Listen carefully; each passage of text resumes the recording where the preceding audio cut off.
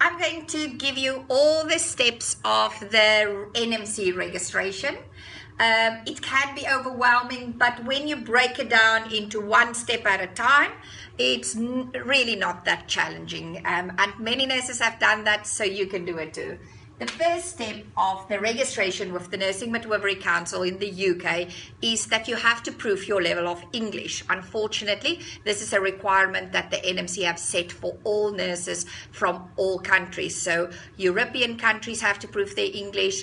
It is Canada, Australia, America, nurses from the Philippines, nurses from South Africa. So there is, it is a requirement that they have set for all overseas nurses. You need to prove your English by passing an academic IELTS test that you need to take in your home country.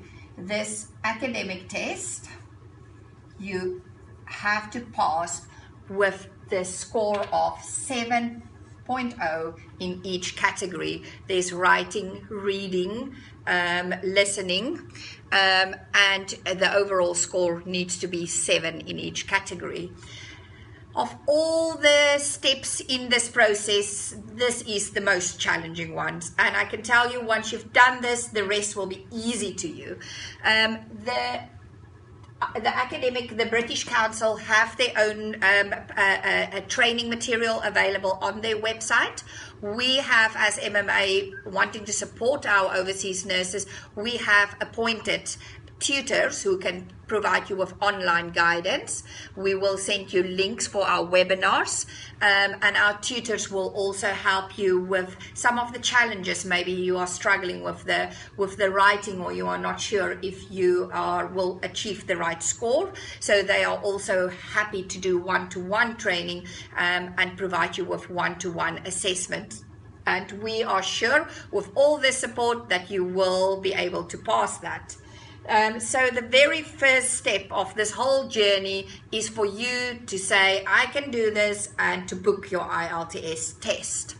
We want you to, when you book it, to bear in mind already that at the end of the process, when you apply for your visa, there is also an English requirement that you have to prove your English to the immigration, the Home Office of the UK, so that you can get your visa. So the best advice right in the beginning is if you can make sure that you take the test at a UKVI approved centre. So when you contact, and you will click on the link, which will give you the list of all the UKVI centres where you can take this test. If you just can, from your side, make very sure that the centre where you take your test are a UKVI approved centre. Because if you do this just at a general test centre, at the end of the process, when you do your visa, they will ask you to retake this test, and we don't want you to do that. The test cost about £230, so you can just convert that to your own current country, and it's different prices, and you will see on the link that we have sent you the exact price on what it will cost in your area. Our training are completely free. I know there's a lot of training companies that provide support for you that you have to pay for, but we believe that with our webinars and with our tutors that can support you, you don't need to pay that extra money, and that we can get you to pass this. The second step in the process will be to do a computer-based test. We call it a CBT. This is a test that the NMC has implemented to test the clinical skills and knowledge of overseas nurses. The test centres are available in all countries, and since we started supporting nurses with this test since October 2014, we have actually just had one candidate who failed the test, and he admitted afterwards that he didn't study for the test at all. So the test is 120 questions, multi-choice questions, and again, it is something that you have to prepare for, and we will provide you with all the guidance and the support to make sure that you are ready to take this test. This test costs about £130, and is also something that you will have to pay. The good thing is that you most probably wouldn't do this all together, so you will do your IELTS and then a month or two later do your CBT. It all depends how much in a hurry you are. The CBT test is something that you have to study for, but once you study for, like I say, we've only had one candidate who failed it. If you pass the academic IELTS, you shouldn't have too much of a problem with the CBT. After this, the process will require you to submit your documents to the NMC. The NMC will require from you your police clearance in every country where you have registered as a nurse. So if you were a registered nurse in Saudi Arabia, you need to get a police clearance from Saudi Arabia, and I understand that that can sometimes be a challenge. If you have worked in Singapore, then you will need to get a police clearance from Singapore. If you've only worked in your country, you only need a police clearance from your country. So that's something that in some countries can take a little while, and that you can maybe already start applying for, making sure that you've got your police clearance certificates ready to submit to the NMC. Part of this will also be documents. It's references that they will ask you to get completed. It will be a training transcript that you will need to get from your college or from your nursing council, and it will be a nursing council form that the nursing council have to complete to confirm that you are a practicing nurse in your own home country. So those forms can take a month or two to get it sorted out.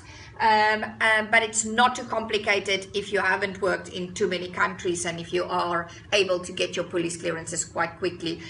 We find that the biggest challenge with this is really if you have worked in many countries to get the police clearances. After this, you get what we call a decision letter. So once you get the NMC decision letter, that is a letter to say that you have now met all the criteria from the NMC, and that they are happy to invite you to the UK, where you can then do a practical OSCE. I know, and then you get your PIN number. So the practical OSCE is the part that you really shouldn't worry about too much, because once you've got the decision letter, that's when we can book your visa, that's when we can book your flight, and that's when you can arrive in the UK. And every hospital have got a training department that will help you to prepare for that practical OSCE. You don't have to take the practical examination on the first day that you arrive. Most of our nurses work for 4 to 6 weeks, some even longer, before they go and do the practical examination. And by then, the nurses have had some support, have had some experience in the UK, and they will have no problems passing that practical examination. The OSCE is 6 stations, and it's all different, you know, similar to what you've done when you studied, when you did your nurse training. And it will just be a few things that they'll ask you to do. But again, like I say, you shouldn't worry about that too much, because that will be part of what the employer is going to offer you when you arrive, and it will be part of your induction and training anyway. And all these OSCEs, we usually have little groups of nurses doing it together, practicing together. So by the time you get there, you're going to be fine. And we haven't had any nurses struggling with the last part of the process. So that's the NMC in a nutshell. And I really, really hope that you are inspired, and that we have given you enough information so that you can get started. As soon as you've done your IELTS, please let us know so that we can send you the steps for the CBT. And once you've done the CBT, let us know so that we can send you the steps for the NMC registration process. You can do it. Many nurses have done it. So you just should not give up and believe in yourself. See you soon.